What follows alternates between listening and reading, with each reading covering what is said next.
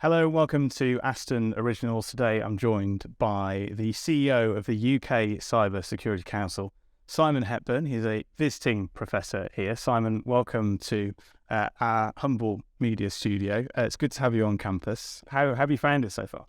I'm thoroughly enjoying it, to be quite honest. So again, thank you for welcoming me. Always enjoy engaging with Aston and students and all of the staff. Maybe doing a round, and we've collared you for some advice around some job applications. Just tell us a story around it to begin with. You were looking to fill some roles. You got lots and lots of applications, but it sort of went down a little bit from there, not totally, but a little bit. So we were an organisation, obviously a new startup organisation, and we were recruiting for about 15 different roles over a kind of 9-month period. On average, we had over 120 applications for each role. So you would think within that there'd be kind of high quality caliber individuals, etc.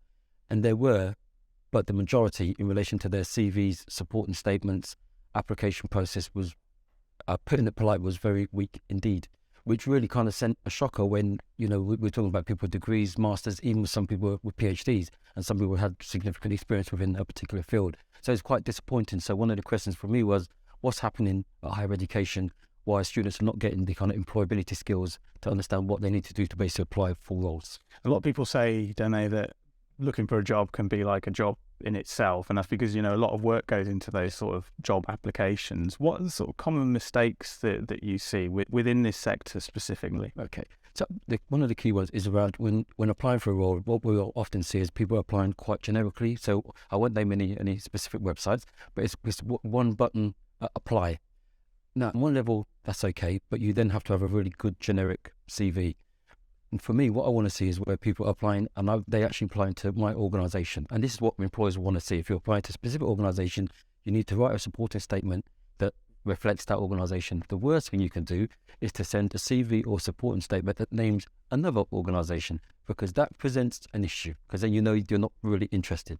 But also, slightly revising, you usually will have a master CV, but then you slightly revise it so it's more reflective of the role that you're applying for. So it's not about lying, it's about these areas are transferable or more relevant, these areas are not, so I'll take this out. And it's really about working on that basis. For what you often get is a very generic CV, and then not a supporting statement, even though in the application you would have asked for one. So you're comparing kind of apples and pears. So there's lots of clerical things that you can do in these scenarios. When it comes to those skills, and a lot of them obviously transferable, and students especially we're looking at how they can maybe tweak their CVs to reflect that. What are the most in-demand skills at the moment? Now, I know it's a changing landscape pretty much every day with sort of Chat GPT and Chat GPT-4 that's just come out this week of that. So for the time being, in this very second, what are the most in-demand skills? So I think there's kind of the technical skills, and then there's the softer skills. So always focus very much on communication, it might be involved in specific things around leadership, around decision making, around kind of business analytics, etc. So they're really important ones to kind of articulate, and also how you work as part of a team. And then in any specific role, then it's really about looking at if there's within the cybersecurity profession, there is a significant skills gap at the moment, and there's going to be on an ongoing basis. So having knowledge or skills around business analytics, around obviously especially around we do a lot of work around audit and assurance, risk not just in cybersecurity, but risk in a business. It's about risk management, risk mitigation. So those kind of areas, there's a lot of opportunities. But there's within the whole of cybersecurity, there's a lot of opportunities: risk, security testing, ethical hacking, audit and assurance, governance. But not just on a technical level. There's also a lot of roles. If you're doing a degree in psychology or anthropology, there's some technical roles which you need computer science, etc. There's other roles where if you've got those kind of more kind of humanities skills, there's opportunities there as well. I know you've possibly mentioned it without mentioning it, but something like LinkedIn and a network like that. Yeah. How important is networking to build up your profile in terms of cybersecurity? Because it is really quite a new industry, isn't it, compared to some of the other ones out? Yeah, personally, I think LinkedIn is fantastic. I'm not paid to say that. I'm just saying this. It's been a fantastic medium. There's other media, there's Facebook, etc. So that's more for your kind of social and personal. But for the professional network, LinkedIn is a fantastic opportunity and place to basically link and connect. I remember in the old days, because I'm getting on now, yeah. So I remember in the old days, the only way to meet a chief exec from a specific company would be to basically go to a conference, pay a lot of money, and you might just might get an opportunity to say hello. Yeah. Now you can honestly go online, find a CEO of a specific company, engage with them on LinkedIn, and if you're lucky, there'll be some kind of communication back and forward. You might then, be able to get a Teams call or a Zoom call and have a conversation, etc. So it's, you can do this within 5 minutes in comparison to waiting for weeks or months before potentially engaging with this individual you want to engage with. So it's a fantastic medium. So I would always say to people, get on LinkedIn. It is a professional network, so keep it professional. And keep, and there's a difference between your personal views and your company views. Okay, so which is really important. So on LinkedIn, all you will see, what I kind of promote and articulate and share is everything I'm doing within, obviously, as my role as CEO of the council. So talking about the work that we're doing, so people are understanding one, the role of a CEO, but two, how we have to travel to amplify the work that we're basically doing. So really, it's about promoting the work of the organisation and the sector. But I would say, get on LinkedIn, good profile, not to share your daily business, but just to kind of, definitely kind of network and get involved in the right kind of groups. They call it the friendly social media site, don't they? And it seems to be an unwritten rule, and it hasn't really gone down the road of, if you spend the morning going on Twitter and then go on LinkedIn, it's like walking into paradise. So no, that's good to know. For somebody maybe transitioning into cyber then, who's maybe already built up that good network within LinkedIn, how should they evolve their profile? One thing I find within the cybersecurity profession is people are really willing to give their knowledge and information and share their expertise. So there's a lot of different kind of forums and networks. And so if you're really looking to transition either into the profession or from one role to another, reach out to someone who's already in that role that you're kind of aspiring to, and ask for information, ask for some guidance, could potentially ask for kind of mentoring. And honestly, from my experience as a non-technical expert, the willingness to engage and to share has just been phenomenal within this sector. So it's, one, I'm thoroughly enjoying it, but I would say, and that's as a CEO, but anyone to really reach out to people and ask the questions. I'm interested in this. It might be, the ethical hacking and security testing, audit and assurance, etc., or risk. I'm interested in this area. How do I get involved? I've currently got these qualifications or experience. I'm currently doing this course. I want to get here. What advice or guidance would you give me? And you'll be surprised. You could do that generically across your network, or pick on particular individuals who will then give you some advice and guidance. You might need 2 or 3 because some may tell you one route than the other, so you kind of have to balance it up. But ultimately, try to get that advice and guidance, so to kind of give you a roadmap to how to work through. But also, go on our website, UK Cybersecurity Council, and we've basically got our different specialisms which articulate what are the different kind of specialisms in relation to cybersecurity, but also what's the details. So what does that role really entail to give you a better understanding, and then again, reaching out. So say I'm a student and I've listened to your advice so far, I've got through to an interview stage. What are some of the most common questions and the ones that they are likely to be asked going forward once we get into that interview scenario? And more importantly, how do you answer them? Okay. So usually one of the first ones will be, tell me about yourself. And some people see that as a trick question. And really what they're interested in knowing is what brings you to the table, what inspires you, what's your value base, what are you interested in. And it's important as part of the response to that question to, one, yes, talk about yourself. Some people focus very much on just the kind of business or education elements, but they're also interested in your personal life, kind of family, your kind of current kind of situation, kind of things you like to do in the evening, because it builds a bigger picture of that individual, because then you're linking into what's the culture of the organisation.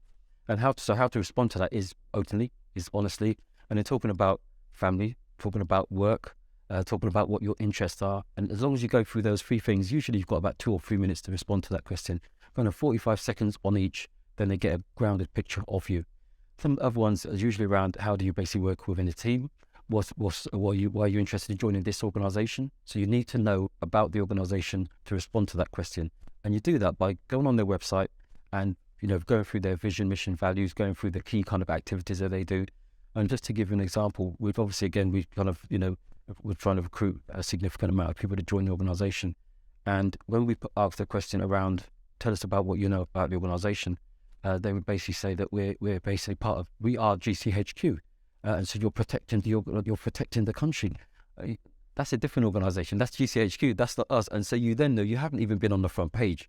Our agenda is around the skills agenda. Our agenda is around the standards, ethics, careers, route maps, etc. So you haven't been on page 1 of our website to understand what we do. So then in relation to the points, you're not going to get points make prizes. You're not going to get many points based on that. That's true. And if you're not sat in Cheltenham, then you're definitely not. Absolutely.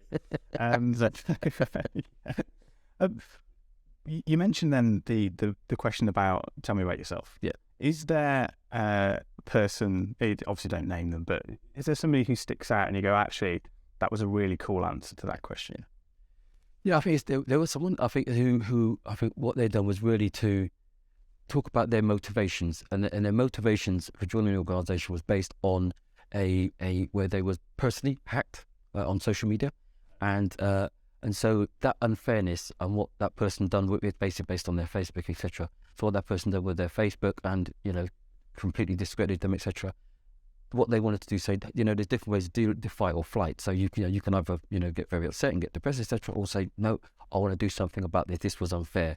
And you get a lot of that also within kind of the romance forward kind of area. So what they wanted to do is join an organisation that's supporting people and supporting developing the skills of people. So not just, the professionals within the sector, but generally skilling up people around their own digital footprint and how to protect themselves as individuals and organisations. And therefore, by joining my organisation, they'd be able to do that. So that one always stuck with me, because for me, that's about the value base. So you believe in the same values that we believe in, so which was really important to me.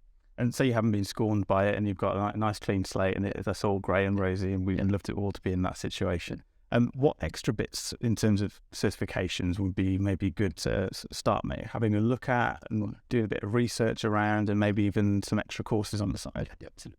So I think that the key thing is, again, looking at what's your particular area of interest. So I always, again, talk about kind of look at our 16 specialisms on our website, see what the information is there, and see which one's your passion. We've also got a kind of assessment tool we recently launched, where again you put in your current kind of either qualifications, certifications, areas of interest, and it will say what specific specialist area within cybersecurity that may be of particular interest, and there's usually a percentage. I won't tell you my score because you might be quite surprised, not being good but being bad, but that's another story.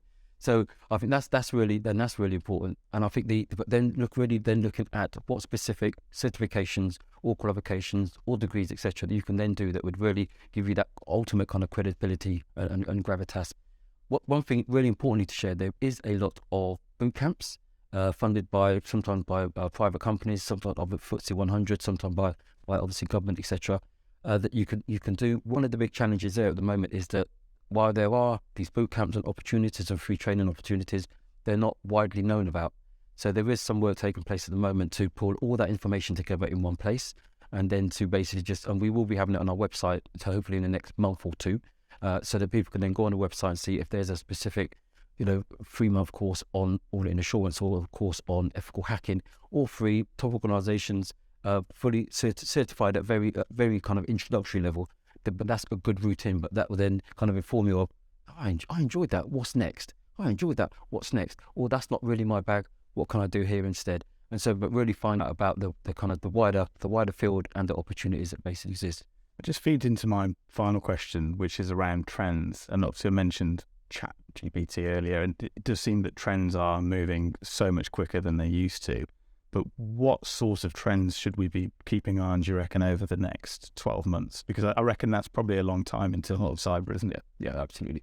So, I mean, things do move at pace. And one of the things I would say for my organisation, we have to be agile. But I think for the whole sector and the profession, we all have to be agile.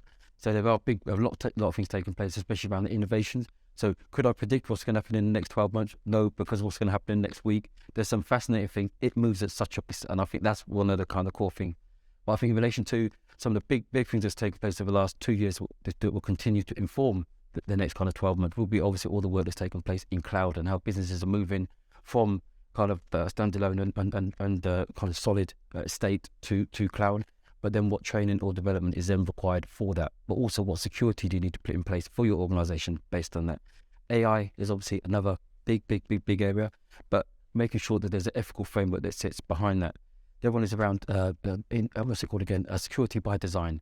So as you're designing, if you're engineering, etc., as you're designing products, services, sometimes manufacturers rush to be first, but that presents issues. And then it presents issues for how you then have to secure that security by default after, instead of by design before. So my whole thing is really very, and again, I'm not a technical expert, but I've learned an awful lot in the last 18 months. So it's really then focused on, if you're working in that kind of area of being an engineer or somebody who's focused very much on that security by design kind of element. So AI, cloud, quantum's another huge one.